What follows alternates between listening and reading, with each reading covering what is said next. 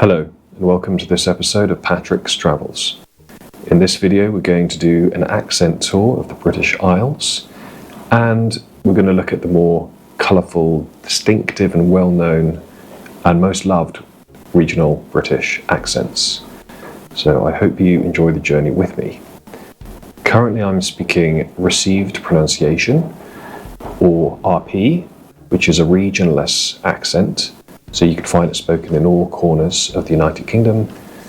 And it's called received pronunciation because you receive it from your education or your parents, the school you went to, private school, grammar school, and it's typically much more highly concentrated in the south of England, but you can find it all parts. But sometimes leads to interesting conversations because if you say I'm from Yorkshire or I'm from Newcastle, people expect a region. Used to speak a regional accent, but if you speak RP, it indicates you're perhaps from a higher class. Okay, next accent. So middle class English person goes to London and they talk in what I will call a London Bridge accent. So if a middle class person goes to London, you need to talk so you can be understood. So you end up talking similar to this. So it sounds quite similar to a received pronunciation accent, but you're really enunciating every single word so that everyone can understand what you are saying, particularly when you're trying to be understood by lots of tourists. But some people, they speak like this and they end up in very high roles in finance or in the City of London. And typically you probably won't hear this much outside of London, but sometimes I've talked like this and I have people think that I am from London, even though I clearly am not. It's just I'm trying to be understood by people who don't speak English natively. But maybe if we go to Buckingham Palace, we can see some people who speak differently. Oh, yes, Buckingham Palace. Well, if you look here, you speak in heightened RP or Queen's English. Typically royalty or late-stage aristocracy talk like this. To the plebs, of course, naturally. Anyway, while I'm in London, could I fool around with your wife and your daughter? Perhaps you watch us in the corner of the room. Yes. Stop playing with yourself, for goodness sake. Can't you just get fuck off? It's not of East London, so if you're from East London, you typically talk with a Cockney accent. So, we're no more gangsters like in them crazy days, So I think you need to get out of your house a bit more. I think you need to stop drinking so much cider, whatever you've been drinking, because otherwise you need to go to the doctor, yeah? Or go to L. Maybe just drink a bottle of water. Anyway, I thought about this before, but a lot of drinking goes on in our society. Anyway, let's go to another country, not another part of the country, right? So, people talking the Cockney accent, Jason Statham, people like Danny Dyer, typical people like that. Right, let's go up to Scotland, right?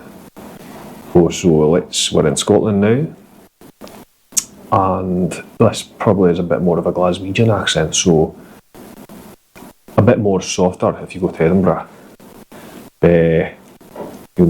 I'm currently in a coffee shop and this coffee is braw. Yeah, check out that bonny waitress over there. Maybe I should show her my bobby. No. Oh no. Those Neds, they saw me showing her my bobby. Oh no, I'm fucking sick of this place. Alright, let's head over across the Irish Sea somewhere different to, Northern Ireland. Right, I'm from Northern Ireland. I live in Belfast. Well, actually, I'm from a small fishing village south of Belfast called Portaferry. And it's quite a nice little village. And it's quite nice to get away from the hustle and bustle and the bombs of the city. And in Northern Ireland, we talk like this because we used to share our houses with cows by our houses. So we end up talking a bit more like cows. Hello. Northern Ireland, hello. Right. So let's get out of the United Kingdom and go to a different country. so south border. Dublin, oh, look at a rainbow, don't you just love to see it? I live in Dublin, and, there's probably a pot of gold under that rainbow. So people, they think of Ireland, they think of the leprechauns, these small things. Actually, not at all. We're all very tall. Not a single one under 6'3". Anyway, it was lovely to talk to you. I think there's not much to see in Ireland, except the giant leprechauns, of course, and the gingers. But anyway, I don't really want to starve when I'm here. So let's go back to the UK mainland, to, another country called Wales. Bloody hell, we're in Wales. Quite like them Welsh accent, if I tell you. Did you hear the story of the English lady who banged her head on the floor, ended up suffering major brain damage and fell into a coma? She woke up speaking in a perfect Welsh accent. Well, as Welshmen, we're not exactly known for our big brain sizes, are we? Maybe we were all dropped as children by our mothers. That's why we're so stupid. And don't even mention the sheep shagging. Alright, well, let's go somewhere a bit different, a bit more north, a little bit. Like Liverpool, so I'm from Liverpool. I really like my city. It's like we have a great football club, and we had like the Beatles and that. And sometimes I like to walk around and look at the Liver building and that. There's much more to tell you, like, so we have to go a bit more north and go like somewhere good. Right, up Newcastle United, the best football clubs in the whole country. Newcastle is a great city. If I were you, I would walk around River Tyne or visit the Baltic Art Gallery. Right, working class city through and through. Don't you just love to hear it? There's a lad called Newcastle. Billy Elliot loved to dance, what he's did now. Right, love of Newcastle. Right, enough of the Geordies, let's go South Yorkshire. Well, I'm from Yorkshire, one of the big counties of England. Home of celebrities such as Fred Flintoff and Paddy McGuinness. Hello, love, how's it going? I'm just going to town, go out, get to look at my loved one. The one who's always been at my throat. Anyways, lovely to talk to you. Like I said, a little bit more south to Birmingham. So Birmingham has a Brummie accent, it's a bit more of a nasally sort of an accent. So much air pollution in Birmingham, we end up talking through our noses. There's also a bit more of a Black Country accent. So you hear it a bit more in the Black Country, in the East Midlands, West Midlands, excuse me. Anyway, you probably don't want to go to Birmingham because it's a bit of a shithole. So I recommend you go a bit more to the countryside. We're going to go a bit more south. So let's go to the West Country. Hello, my lovelies. Hello, my lovers. I got a letter from the vet. I was out walking my dog with my lover. He was guiding me round the park. We're going to get some water from the river when I had to give my daughter the kiss of life before she went up and above. When you hear a West Country accent, you sort of expect some kind of country bumpkin, don't you? Maybe even Hagrid from Harry Potter, or someone like that comes to mind. Hopefully we'll get a white Christmas this year, but who knows, I suppose. What?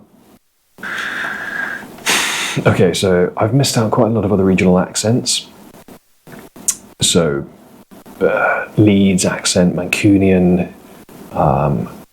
even the varieties within Scotland's Highlands accents, Edinburgh accents, Northern Welsh, Southern Welsh, it's quite a big difference. And some thoughts on accents. So human beings are very tribal, and right up through our evolution into the sort of Iron Age, particularly in Britain, the most distinctive parts of the landscape are the Iron Age hill forts. Back in the day, the men and women would cluster around in their tribe, and Britain was a collection of tribes until it was united. And, the very subtle differences in accents indicates your loyalty to your tribe, to your football club. Very minor, distinct differences. And these subtle changes of accent and how to speak, they demonstrate so much about you. They reveal so much about you. And particularly in Britain, you can understand so much about someone, about their class, where they came from, their outlook on life, and very distinct locations. You can tell this from someone's accent. And whether you can even be friends or not, how to interact with each other. So in this video, I just focus on the more colourful, flavourful accents. But there are plenty more to discover. Some of these accents are still going very strong. Other ones, like the West Country accent, the Devonshire accent in particular, has undergone an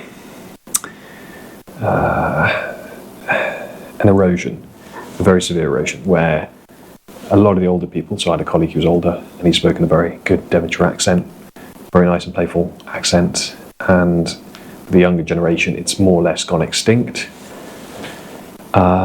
Reasons for this, because it lacks prestige, the country bumpkin effect, that's been portrayed as rural farmers who are a bit stupid, and also the effects of electronic media in imposing conformism, exposing people to other accents. So there's definitely been a regression, and some accents probably just completely gone, like the Northern Coal accent of Pitmaic has more or less gone extinct, except for the older generation who've kept it going. So I think, accents are marvellous, and I like doing them because you can really get into people's heads, how they speak, and you end up taking on their personality more or less by the way you speak. Because you have to, it's not just about the phonetic features you make in the mouth, it's also about the words you use, the slang you use, that, you have to take on what they say, even the topics of conversation, the things that come out your mouth. Whether you're focusing on football or you're focusing on, countryside, each accent focuses on different things. So, I hope you enjoy this video. Please give a like and share your comments, what you thought. I think I could do some of them a bit better. But anyway, see you next video. Thank you.